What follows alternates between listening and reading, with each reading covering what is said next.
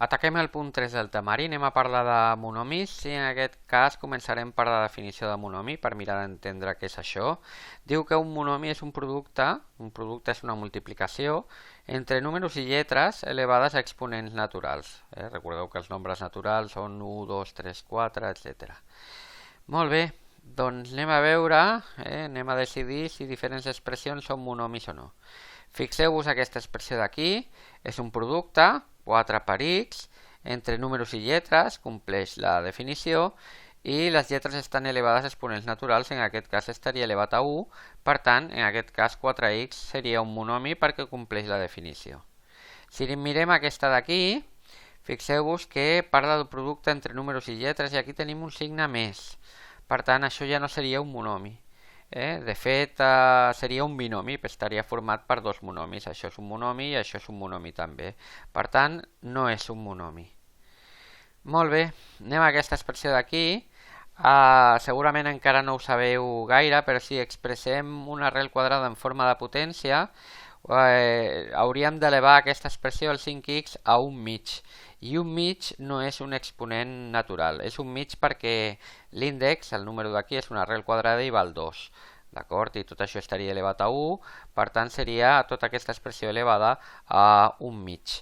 No és exponent natural i per tant les arrels tampoc seran considerades monomis.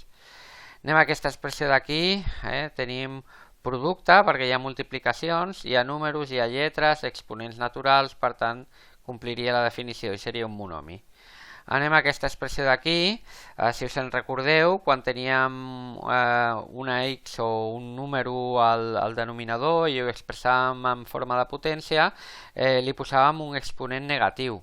I per tant, si posem un exponent negatiu, això seria 2x elevat a la menys 1, no es tracta d'un exponent natural, és un exponent enter, i per tant aquestes expressions on la incògnita estigui al denominador tampoc seran monomis. Si ataquem una expressió com aquesta, tenim el mateix problema que abans. L'exponent no és natural, aquí tenim un menys 2. És un enter negatiu i per tant no és un monomi. Si ataquem aquesta expressió d'aquí, tenim números, 3 mitjos, multiplicant a lletres i exponents naturals i per tant sí seria un monomi. Molt bé, anem ara a partir d'un monomi i determinar quines són les seves parts. Començaríem pel 4, el número que apareix multiplicant les nostres lletres s'anomena coeficient, és la part numèrica del monomi, en aquest cas el 4. I després tindríem una part literal, que són les lletres del monomi, en aquest cas, les lletres i l'exponent. X, y al quadrat seria la part literal. Per tant, tindríem un coeficient per un costat i una part literal per l'altre.